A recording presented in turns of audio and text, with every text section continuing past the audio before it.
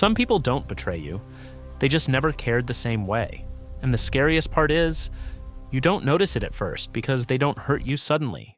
They fade you out slowly until one day you look around and realize you were alone the whole time. You call them your friend, not just casually, but deeply. The kind of friend you defend, even when they're not in the room. The kind of friend you think about when something good happens because they matter to you. But here's what no one tells you. Sometimes the way you feel about someone is not the way they feel about you. And you don't see it immediately because everything looks normal on the surface. You laugh together, you hang out, you share moments. But underneath all of that, there's an imbalance, a quiet one you try not to notice. You start noticing small things, not big enough to complain about, but enough to feel. Stop it, that's too funny. You're always the one texting first. I know. Always the one asking, "Are you okay?" Always the one who remembers the details. And when you stop, nothing changes. No message, no check-in, no effort. At first, you tell yourself it's nothing. They're just busy. They have a lot going on. It's not personal. So you give more. You try harder. You become more patient, more understanding, more available. But deep down, you start to feel tired, not physically, but emotionally. Because one-sided loyalty is exhausting. It drains you in silence.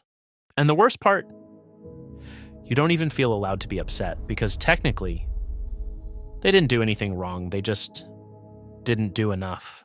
Then comes the moment that changes everything. Not a fight, not a betrayal, just absence.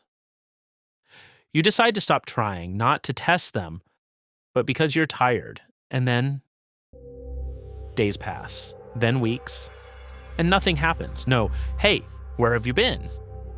No, "I miss talking to you." Just silence. And in that silence, you finally hear the truth. If you stop showing up, there's nothing left because it was never mutual. It was just you, holding something together that only existed from your side. Loyalty feels like a strength, but when it's one-sided, it becomes a weakness you hide behind. Because what you call loyalty might actually be fear of letting go, fear of being alone, fear of accepting that someone you cared about never cared the same way, so you stay. Not because it feels right, but because leaving feels heavier. But here's the truth no one wants to accept. Not everyone you're loyal to deserves your loyalty, and staying loyal to the wrong person is a quiet way of abandoning yourself.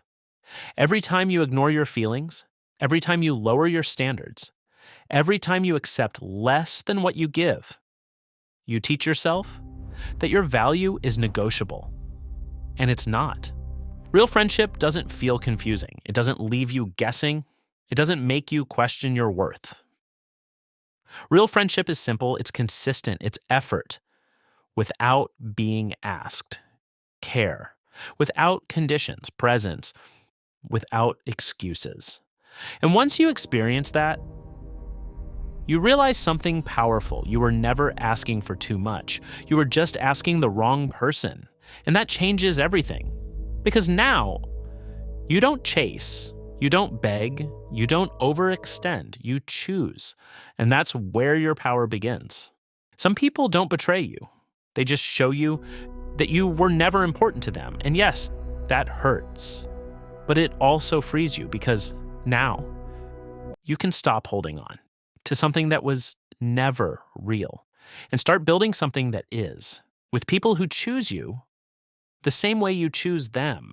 If this spoke to you, there are more stories like this waiting for you. Subscribe and stay aware.